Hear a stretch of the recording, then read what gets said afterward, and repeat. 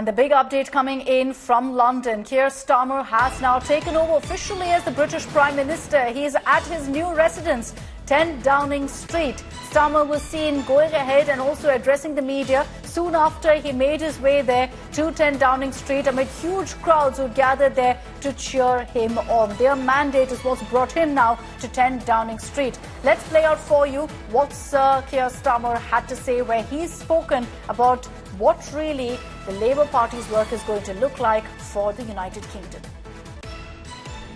We've changed the Labour Party, returned it to service, and that is how we will govern. Country first, party second. Changing a country is not like flicking a switch. The world is now a more volatile place. This will take a while. But have no doubt that the work of change begins immediately. Have no doubt that we will rebuild Britain with wealth created in every community, our NHS back on its feet facing the future, secure borders, safer streets, everyone treated with dignity and respect at work, the opportunity of clean British power, cutting your energy bills for good. Let's take this across now to our Foreign Affairs Editor, Geeta Mohan, who's joining us live from London. Geeta, you witnessed, of course, the historic election playing out in the United Kingdom. Sir Keir Starmer has now made his way to 10 Downing Street, officially now taking over the Prime Minister's residence. Might not have happened in India, but 400 par in UK for the Labour Party. Well, he has taken over. He is the new Prime Minister. Right behind me is 10 Downing Street, and there are still people around here, Akshita, who are waiting to get a glimpse of him. They're waiting for a very long time to see the new Prime Minister come in. Most of them, Labour supporters, waited a very long time. In fact, they waited 14 years. But they waited a very long time over here to see the cavalcade really go into 10 Downing Street. It is a significant day for not just the Labour government, for the people of the United Kingdom that have voted in change. And that change is being seen not just in the shift from one party to the other, but in how the Labour approaches all the problems that the country faces today. Rishi Sunak has been criticised on various counts, whether it's immigration, taxes, the healthcare system, the failing healthcare system.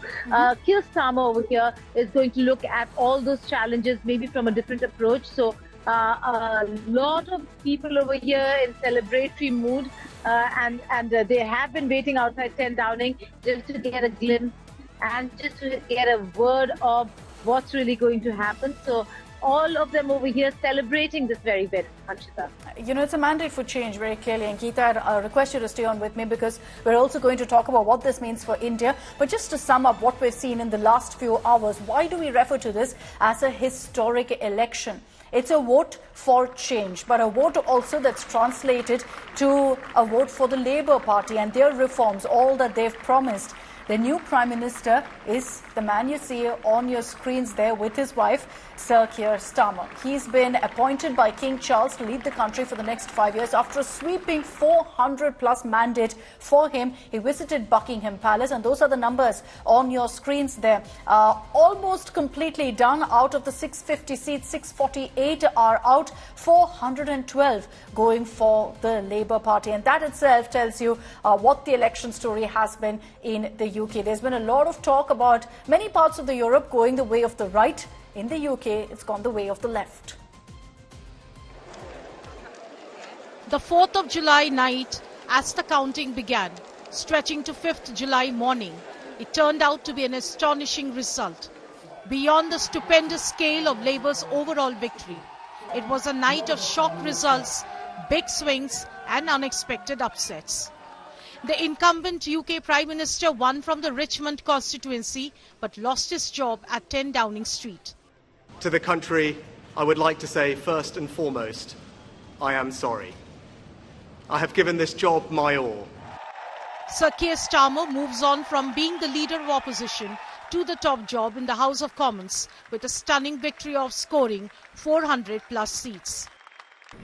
We've changed the Labour Party, returned it to service, and that is how we will govern. country first, party second. The man whom Starmer replaced in 2020 as the leader of Labour Party, Jeremy Corbyn, won convincingly fighting as an independent as his former party barred him. Shadow Chancellor Rachel Reeves has won the Leeds West and Pudsey constituency. We have campaigned as we mean to go on, as a government of unity, not of division, a government of wealth creation and a government in the national interest. Country first, party second. That is our promise to Britain. That is my promise to the people of Leeds West and Pudsey. We will not let you down. I will not let you down. And I can't wait to get started. The leader of the Liberal Democrats, Ed Davey, after an action-packed campaign where he fell into a lake, careered down a water slide and did a bungee jump in antics, retained his outer London constituency of Kingston and Surbiton.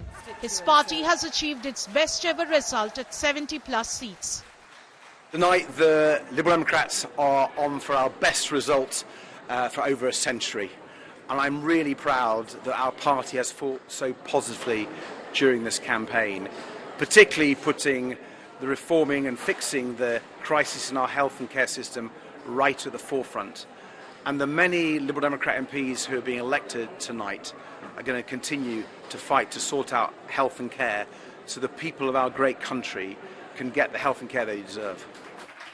Green Party co-leader Adrian Ramsay forced into Conservative bastion in Suffolk, Norfolk rural area. In fact, the Greens had a spectacularly good night by the standards of a minor party. It has for long struggled to break through the electoral system in previous elections. It has quadrupled its number of Commons seats to 4. Conservatives had the worst night. Not only were their numbers reduced, big shots like the former Prime Minister Liz Truss, Defence Minister Grant Shapps have lost. Scottish National Party has been reduced to single digit from its previous tally of 46 in 2019. Yeah, I feel better today than I did yesterday, I think. I feel pretty tired. I was up all night watching it. So, yeah, excited for something needs to happen, I think. I think the country needs it. It's not the same, you know, I was a child in '97. I don't think it's quite that kind of spirit. But I'm hopeful that the new government will come in with some plans. I think if they move quickly, then we can kind of we might be able to find some hope, even though it doesn't feel like they've managed to find it in the campaign so much. I think the future will be better. I think the future will be more better now. So since the Labour Party is in power now, I think the country will be more better in terms of job, in terms of safety. So there will be more protection in the country and more job for the country. People need the change. Now we have a change, but what that change will bring is waiting to see, because there's no money.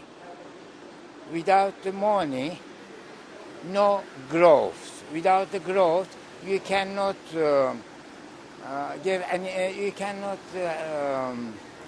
make public services work properly. British newspapers have hailed the Labour landslide, but Sir Keir Starmer, as the new Prime Minister, has a tough task to deliver to satisfy the anti-establishment vote that has catapulted his party to power.